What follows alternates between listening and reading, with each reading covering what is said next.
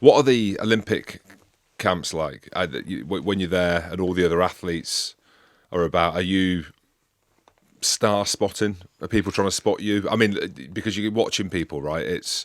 I imagine, I say this because I've been to Bath Uni once to train, but it seems like quite a closed off.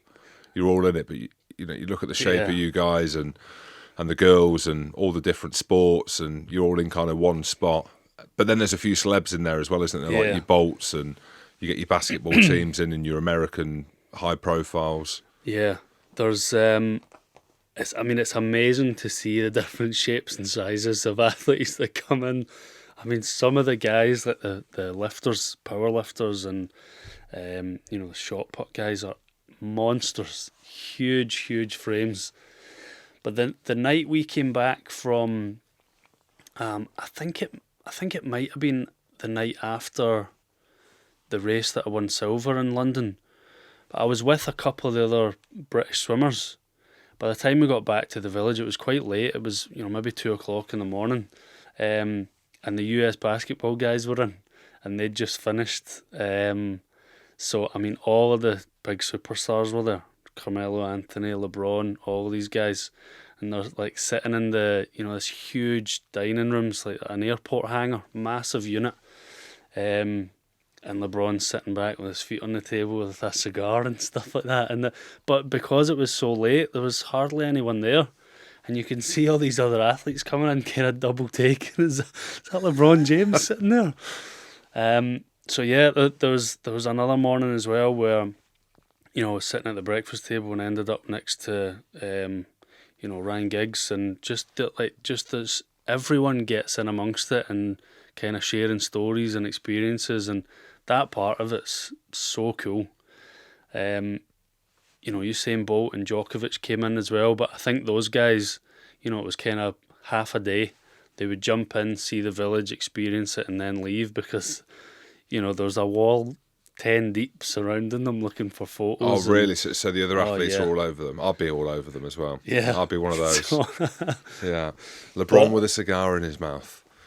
yeah, I mean, really, really, really cool memories with things like that. But yeah, all the kind of top superstars, I don't know where they stay, but they're not in the village. They just kind of drop in just to experience a bit of it, I think, and then they're kind of shipped off for their security teams. But oh, it was brilliant, brilliant. And after we finished racing, because swimming's always in the first week of the games, which is perfect because you finish day 6 or day 7.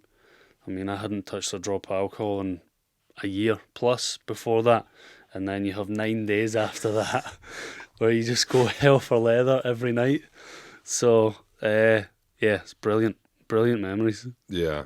How do you get them moments back, or are you accepting now that the day's gone and you look back at it with fond memories, or do you have moments like we all do in transition? I love a word after sport as young men, and you mentioned the second life that you have, and I saw something with Brian O'Driscoll and AP McCoy. They did a really cool doc talking about transition after sport, and AP McCoy said it's like I'm not that person anymore. It's like a second life, and I see that. I feel that.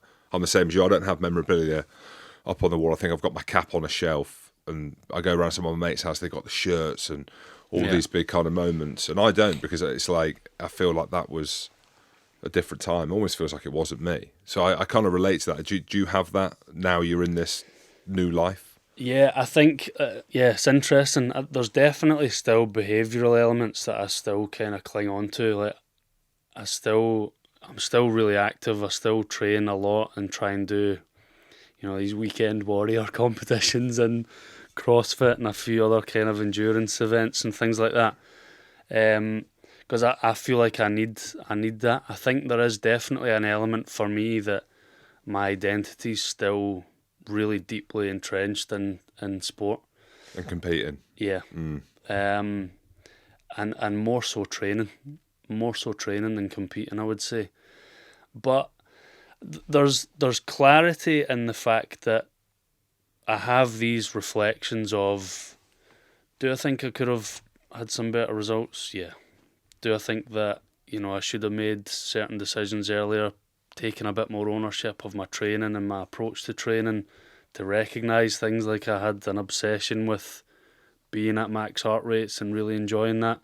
Yeah, I should have done something about that earlier, but I mean, who doesn't have reflections like that? Do you still swim? Like, do you ever get in the pool? I always wonder. Never, ever. Never? Ever. I think I've been in an indoor pool 2 or 3 times maximum since I finished.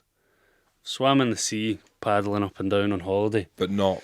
But there's something about going into that indoor pool environment. The smell? The smell, the feeling, the memories. It's just, there's no need for me to go back in that environment. There's too much life out there to experience to go back into that. Really interesting. Yeah, I can see that though. I honestly, in terms of exercise, if you gave me a list of 100 things I could do, swimming would be bottom 2 or 3 easily. It's just, I can't think of